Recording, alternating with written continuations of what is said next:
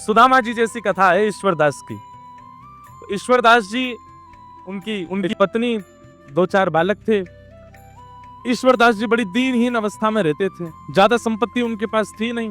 एक दिन बच्चे बहुत जोर जोर से रोने लगे, तो श्री ईश्वरदास जी ने अपनी पत्नी से कहा, "ए भाई, बालक क्यों रो रहे हैं, इनको शांत कराओ।" तो पत्नी ने कहा, "इसलिए रो रहे हैं, भूख लगी है, घर में अन्न नहीं है, दाल नहीं है, चावल नहीं है, कैसे पवाऊं इनको, इसलिए रो रहे हैं बच्चे।" ईश्वरदास जी ने तुरंत अपने बालकों को गोद में लिटाया और कढ़ाई चढ़ा दी, उसमें जल डाल दिया और ऐसी कुछ सामग्री डाल करके बच्चों को बोले, "देखो, दाल पक रही है, खाने को मिलेगी, तब तक चलो हरिनाम सुनो।" बालकों को हरिनाम हरि कथा सुनाते सुनाते सुनाते सुला दिया।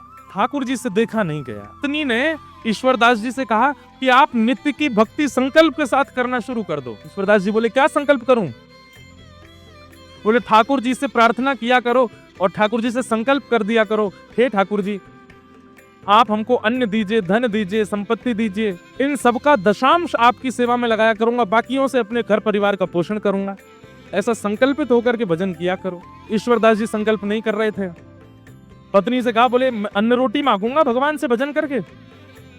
अरे भजन करके ठाकुर जी को मांगूंगा, कभी अन्न जल नहीं मांग सकता, चाहे भूखा मर जाऊं, चाहे प्राण निकल जाए, पर अन्न जल रोटी कपड़ा घर मकान ये सब ठाकुर जी से नहीं मांगूंगा। ये तो प्रारब्ध से मिलने वाली वस्तु है, इनके लिए ठाकुर जी को क्यों परेशान करूं मैं?" और ऐसी खाली कढ़ाई अग्नि के ऊपर रख दी। ठाकुर जी ने जब ये दृश्य देखा तो देख करके ठाकुर जी सह नहीं पाए, रोक नहीं पाए, प्रकट हो गए। शंख चक्र गदा पद्म धारण करके जैसे ही ठाकुर जी प्रकट हुए, ईश्वरदास जी ने प्रणाम किया। भगवान ने प्रसन्न होकर के कहा, "वरदान मांगो ईश्वरदास, क्या चाहिए?" ईश्वरदास जी बोले, "बस एक ही वरदान दे दीजिए।" "क्या?"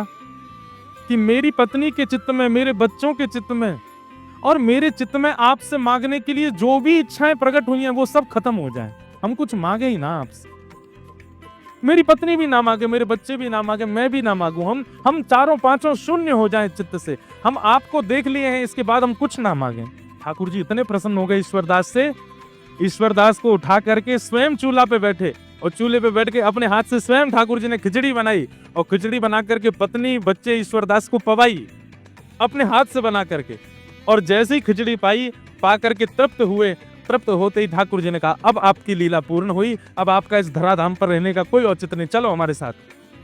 पत्नी, बच्चे, ईश्वरदास, और ईश्वरदास जी की पतली सी घोड़ी थी, मरी गिरी सी बेचारी, वो भी नहीं खा पी पाती थी, उसको भी ठाकुर जी ने मुक्ति प्रदान कर दी। सबको लेकर के ठाकुर जी वैकुंठ प्रस्थान कर